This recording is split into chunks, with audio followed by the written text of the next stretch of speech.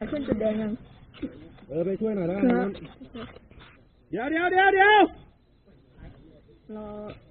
เราส่งเครื่องกันพี่นะไปรถไปมุกดิไปนู่นเลยดีกว่าไปเดี๋ยวคูเบอร์ให้พาเลตตั้งเสร็จปุ๊บเดี๋ยวไปยางไปถังต่อโอเคเรียกไปตามนะครับไหนฝากยิงถ้าเขายิงเขาใส่น้องเสื้อแดงไหนพร้อมน้องครับพร้อมแล้ว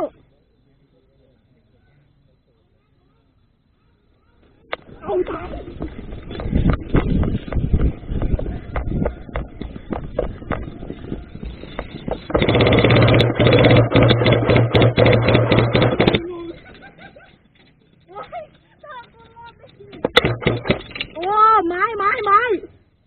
ตรงนี้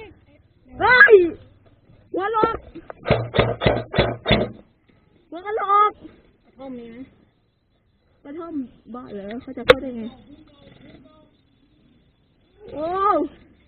ต้องผ่านแล้วเหรอว้าวโอ้ลงหยุดนี่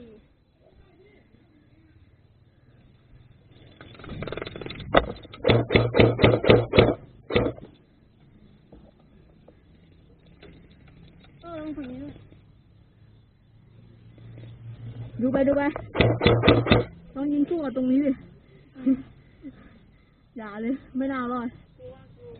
ดูฝั่งโน้นไว้ก็พอระวังเยอะโอ้ไม้โผล่มาแล้วพี่มีอยู่ไหน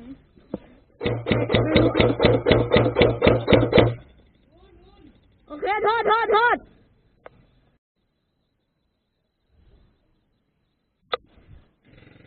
โดน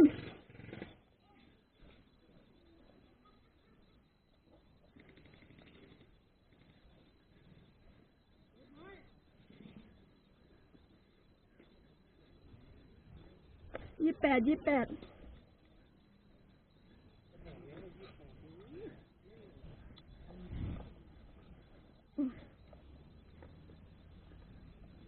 ออกกล้องไหมนี่เมื่อกี้เก็บพี่เอฟเป็น1หาทางไปต่อ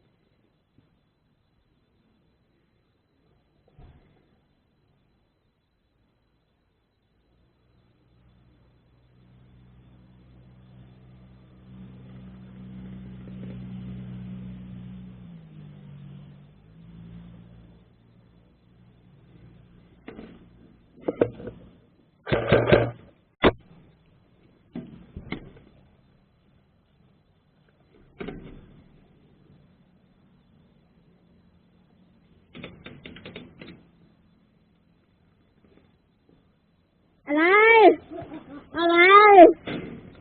พี่เบสตั้งปืนรอแต่พี่ก็ตั้งก่อนนะผมอ่ะตัดหนึ่งมันขยับไม่ได้ตัวโอ้โหตั้งปืนรอ